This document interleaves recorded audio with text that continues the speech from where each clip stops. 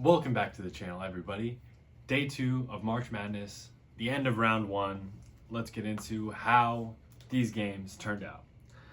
So, to start the day, we had, of course, another great 8-9 matchup between the Baylor Bears and Mississippi State. Both teams had 4 players with 10 plus points scoring in double figures. What a tournament so far for the Big 12, Big 10, and Big East.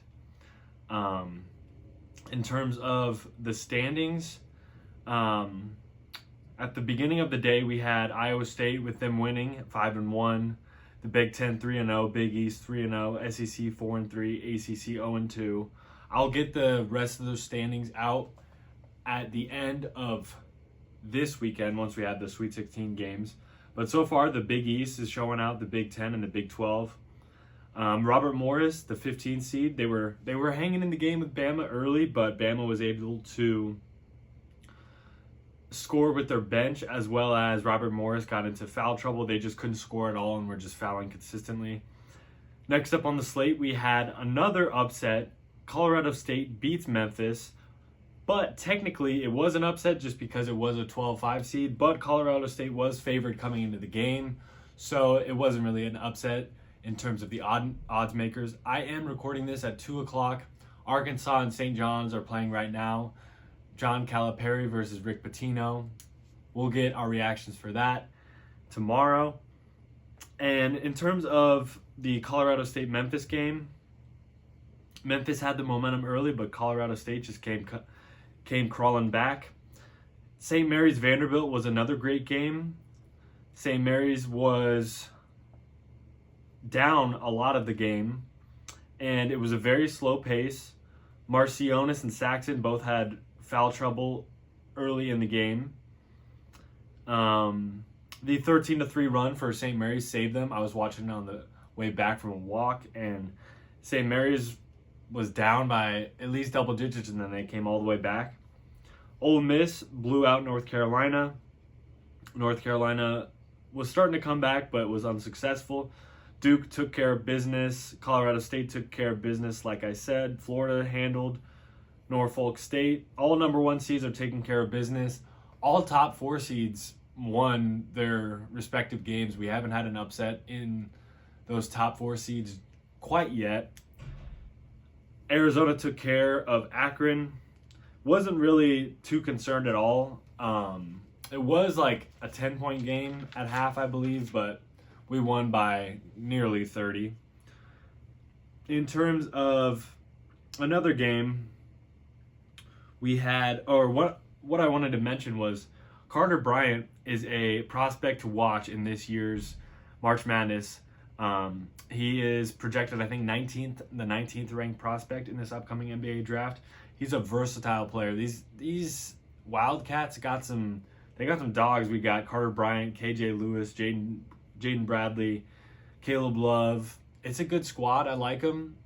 I'm hoping that they can beat Oregon. They're favored by 3.5, so we'll have to see what happens. That game is tomorrow at 8:40 Central Time. New Mexico was too much for Marquette to handle. Michigan State handled business. Oregon handled business. In terms of some categories to round out this episode for reactions from day 2, Baylor, Mississippi State was probably the game of the day. As I mentioned, 4 players in double figures for each team is pretty rare. Upset of the day, I had Xavier beating Illinois, but that did not actually happen, so I would have to say New Mexico. In terms of the player of the day, Mark Sears for Alabama had an amazing game, 22 points, 10 assists, 5 rebounds in a win, 5-12 from the field. Trey Townsend for Arizona had an amazing game. He was 16 points, 8 rebounds, 7 for 8 from the field, and 5 U of A players were in double figures. Cooper Flagg, we will be having his stat lines every single game that Duke plays. In terms of this past weekend, he had 14 points, 7 rebounds, and 4 assists on 6 of 12 shooting. And in terms of the best comeback of the day, St. Mary's. Now, looking ahead to today's games, obviously we have Arkansas and St. John's. We also have Creighton Auburn, I believe, as well as we can go through the slate here. You guys are seeing real time how this works. But let's look at the slate and we'll give you some predictions for today. So in terms of the Arkansas St. John's game, Arkansas is up early, but I think St. John's will take care of business there. They're a very dominant squad. Michigan, Texas A&M. Texas A&M favored by 2.5. I kind of like Michigan. I mean, yeah, Texas A&M, they've done their thing, but in terms of a Big Ten SEC matchup, I think these Big Ten schools are built for it. Drake and Texas Tech. Texas Tech favored by 7.5. I know Drake's been the Cinderella. There's been a lot of buzz about Drake. D2 Drake, they're calling him. I can see Drake covering 7.5. But I think the Red Raiders might get it done. I don't want to pick against the Bulldogs, but that's going to be a good game. That's going to be the game of the day, I predict. Creighton Auburn. Auburn favored by 8.5. I think Kalkbrenner will have a good game, but I think Auburn will just be too tough for Creighton. These 1 seeds are built different this year.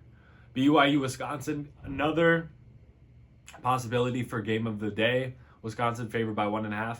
I like what I've seen out of BYU offensively. I got the Cougars. Upset of the day. Gonzaga Houston. Houston favored by 4.5. Gonzaga.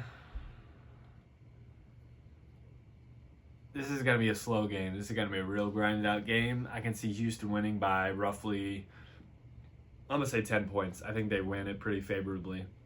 And then to close out for today, UCLA, Tennessee. Tennessee favored by 5.5.